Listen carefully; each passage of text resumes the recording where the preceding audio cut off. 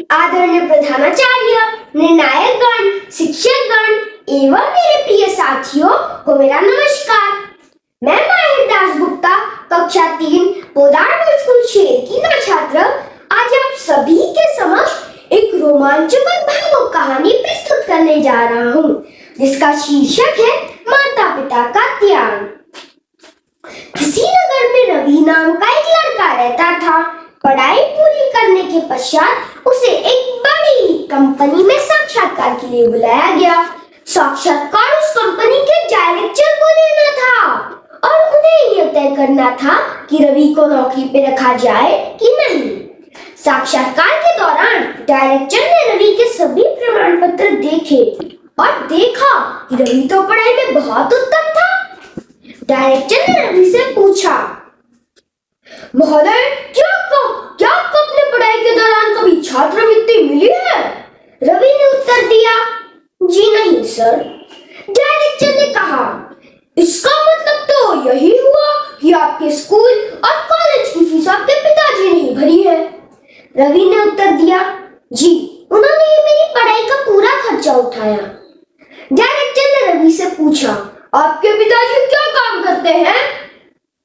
रवि ने उत्तर दिया, जी, वो लोगों के कपड़े धोते हैं। डायरेक्टर ने रवि से कहा, जरा अपने हाथ तो दिखाइए। रवि ने हिचकिचाते हुए अपने दोनों हाथ आगे कर दिए। रवि के हाथ रेशम की तरह मुलायम और नाजुक थे। डायरेक्टर ने रवि से पूछा, क्या मैं आपको एक काम दे सकता हूँ? रवि खुश होते हुए बोला, जी बिल्कुल सर। आज घर जाकर अपने पिता के दोनों हाथों को धोना और कल आकर मुझसे यही मिलना। डायरेक्टर की बात रवि को थोड़ी अजीब तो लगी, लेकिन दूसरे दिन की बात सुनकर रवि का मन खुशियों से भर गया।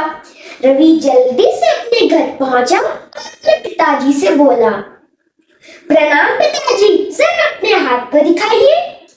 बेटे की इच्छाओं का मान रखते हुए पिता ने अपने दोनों हाथ आगे कर दिए।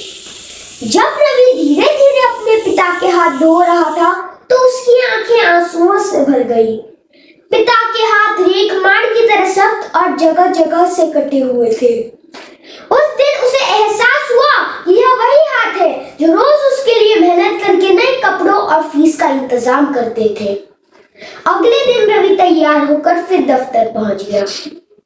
डायरेक्टर ने रवि से पूछा, बताइए महोदय, क्या कल आपने अपने पिताजी के हाथ धोए थे? रवि ने उत्तर दिया, जी सर, कल मैंने अपने जीवन का एक वास्तविक अनुभव सीखा। मैंने सीखा कि असली मेहनत और सहारना क्या होती है। अगर मेरे पिताजी इतनी मेहनत ना करते तो आज मैं इस मुकाम पर ना होता। डायरेक्टर ने रवि से कहा, मैं यह नौकरी से उसे देना चाहता हूँ जो दूसरों की मेहनत और भावनाओं की कदर करे।